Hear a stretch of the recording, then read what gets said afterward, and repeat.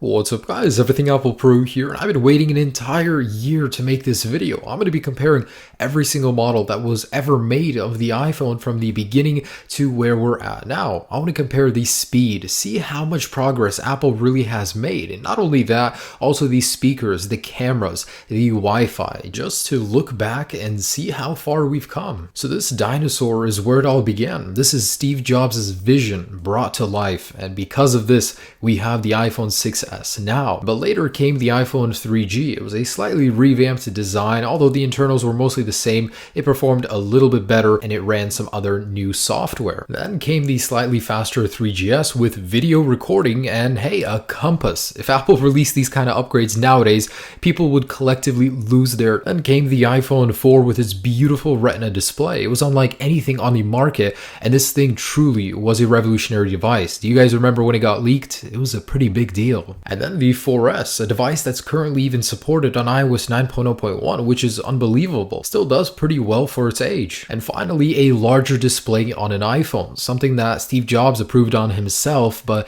it just took so long to get here. It was absolutely beautiful. The 5C was a cheaper version of the iPhone 5, aimed at people that couldn't really afford a 5S, which was also released at the same time. And the 5S was an incredibly fast device even to this day. It was the first iPhone to introduce Touch ID and a gold color, and the iPhone 6 and 6 Plus, which were the first true larger devices, and finally the iPhone 6S and 6S Plus, which are the fastest to date. There's nothing better, a little bit thicker, but beautiful devices. So with all of these guys lined up, let's see really how far Apple has come in 9 years. So let's get these guys powered on, and how satisfying. So let's perform some tests, and these are sometimes unbelievable because sometimes I can't understand how I lived with such a slow phone. It really puts things into perspective. Let's start off with a startup test. Alright, so I've got these all connected to the same power bank. They're all powered off, and just as soon as I flip the switch, these guys will all turn on in a synchronized fashion, and this is the first year I've done it with this mechanism. I've had to have so many people help me with this before, but let's go ahead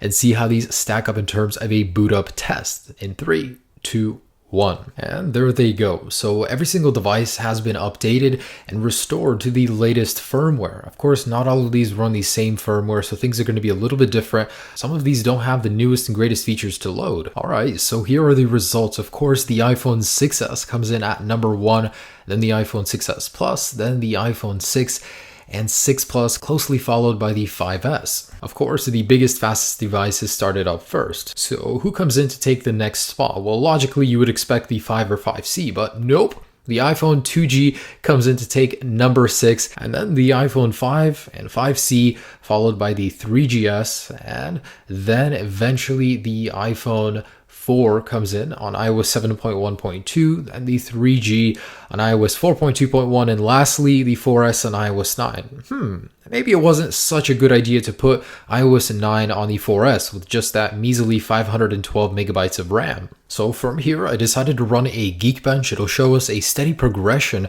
in terms of actual numbers, and would you look at that? The iPhone 6S is 18 times more powerful than the 2G in a span of 9 years. So we've come quite a bit, from 128 megabytes to 2 gigabytes of RAM on the 6S and 6S Plus.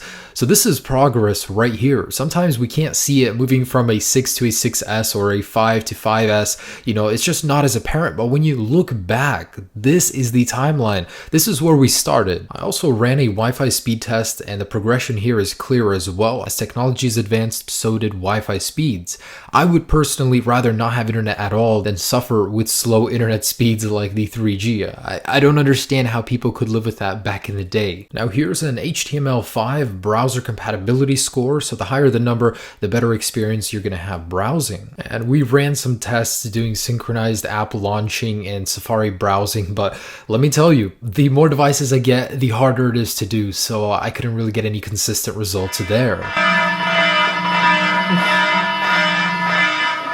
Imagine waking up to that every single day. So I actually wanted to do a couple other tests in this video, actually to test the speakers and the camera. So starting with the speakers, the decibel output, I've actually bought a meter. So I'm going to be measuring the same tone on every single speaker to see how loud it can get and if the speakers got quieter or louder over time. So the results, which are in decibels by the way, taken about an inch from the speaker, steadily progressing. The 6S and 6S Plus have the best speakers, but I could see a healthy progression through all of them. And this is the camera comparison. It really impressed me just looking back, and these are all in low light conditions. Just look at the vividness of the photo and the noise. It gradually gets better and better and better.